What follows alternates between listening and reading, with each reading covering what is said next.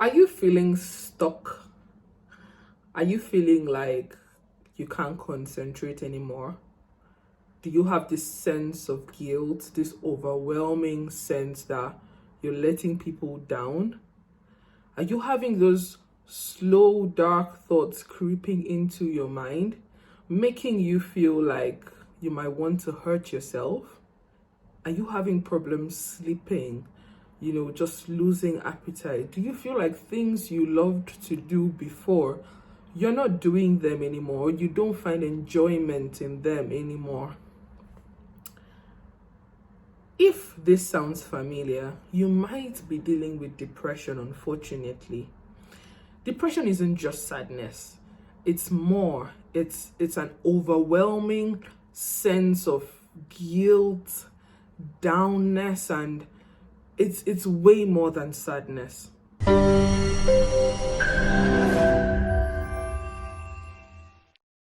Hi everyone, and welcome to MedSpause. Again, I'm Dr. Grace, and I'm here, and we're talking about depression today.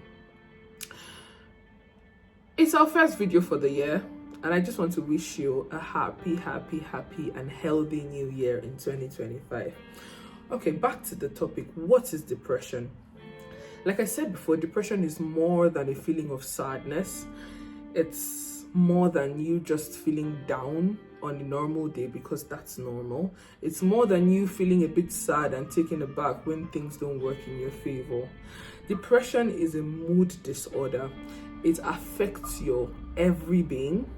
It lasts about 2 weeks and above. It's a constant feeling of sadness, guilt, lack of concentration. It could affect your sleep, your eating, and we'll get to the symptoms in a bit.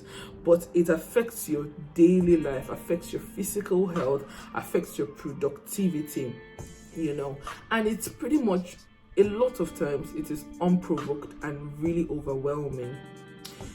Unlike sadness, that you could pin it to something. Maybe you just had a bad dream, or you're just feeling off on a particular day, or someone said something you didn't like and you feel sad. Depression is way more than that, okay? All right, now that we've cleared the air about depression and sadness, let's speak about the symptoms. First of all, depression and sadness can be linked, in the sense that depression can be an overwhelming sense of sadness, although sadness isn't depression. And depression lasts longer. It's very persistent, and it lasts longer.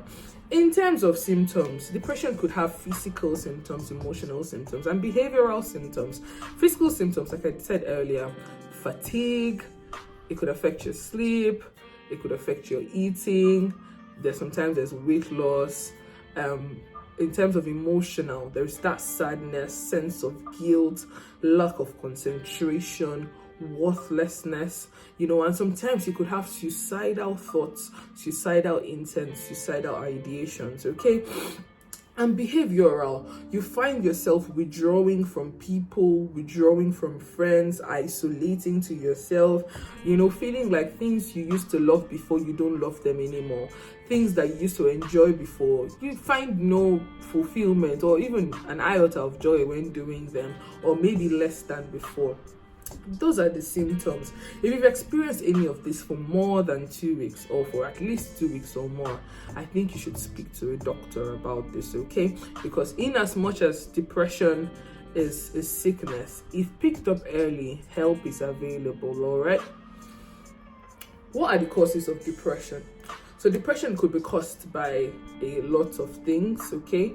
There is the genetic component, in the sense that if there's a family history of depression, you're predisposed to having depression as well. Sometimes personal traits like perfectionism, lack of self-esteem and stuff like that could also predispose you to depression. Also chronic illnesses, chronic pain, and then substance use. And this is why we always advise to cut down if you use a lot, and not to use at all, please. But substance use can also predispose you to depression. A lot of times depression is unprovoked, but sometimes, given that there is a baseline, there is let's say there's a family history of depression, okay? It means that, and if someone is predisposed to depression, it means that It's something that someone who isn't predisposed to depression can, maybe it hits the person, feels sad, and they scale through it. Someone who is predisposed with depression can have the same hit, the same circumstance, the same problem, and that could precipitate or push the person actively into depression. So sometimes it's unprovoked, but at the same time, the threshold for depression is kind of lower in people who have a predisposing factor like a family history. I don't know if you understand what I'm saying.